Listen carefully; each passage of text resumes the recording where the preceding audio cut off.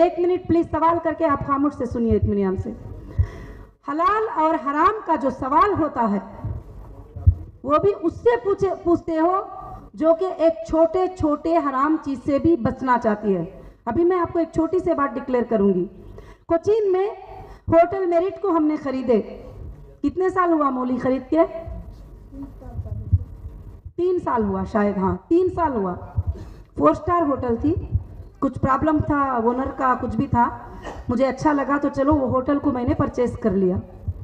3 साल से वो होटल मैं इसलिए नहीं ओपन कर रही हूँ कि उसमें से मुझे लाइसेंस में से बार को और शराब की बात को हटाना है, इसलिए मैंने वो होटल को बंद रखा है 3 साल से। हालांकि करोड़ों की कमाई उसके अंदर हो सकती थी, मगर मैंने नहीं ओपन किया।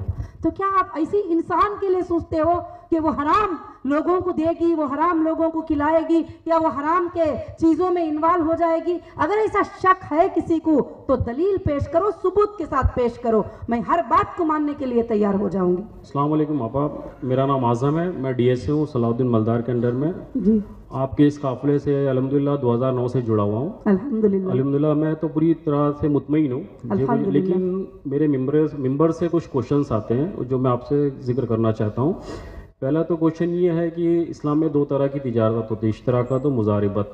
जी। तो मुजारिबत, क्योंकि हम ये कहते हैं कि हमारी जो तिजारत है वो मुजारिबत के बिना पे होती है जी। तो मुजारिबत में क्वेश्चन ये आता है कि जो सरमाया लगाया रहता है अकॉर्डिंग टू शरिया लॉस उस पर होता है, यानी मेंबर्स के ऊपर अगर कोई खुदा न खास्ता अगर लॉस होता है तो मेंबर्स पे लॉस होता है।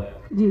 तो कुछ स्कीम ऐसी है जैसे हमारी फूडेक्स पे है 30 और 40 की स्कीम, अपनी रेगुलर्स में 60 और 40 की है, और फूडेक्स में 50 और 50 की है, और टेक्सटाइल में 30 और 70।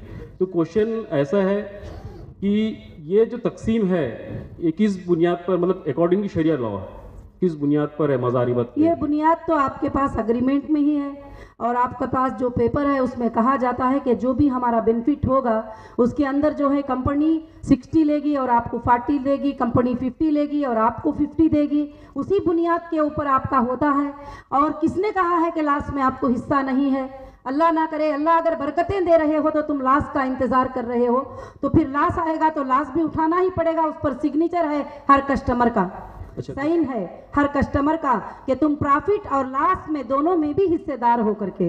कभी भी हीरा ग्रुप ने पहले दिन से नहीं कहा कि तुम जो है हिस्सेदार सिर्फ मुनाफे में हो और हिस्सेदार लॉस में नहीं हो, कभी भी नहीं कहा है। ठीक है, दूसरा एक क्वेश्चन। तो जब वहां पर बात ही क्लियर हो गई, बात ही डिक्लेयर हो गई, अगर अल्लाह आपको आप क़यामत के सुबह तक फायदा देना चाहे तो तुम क्यों लॉस की तरफ जाना चाहते हो, लॉस क्यों मांगना चाहते हो?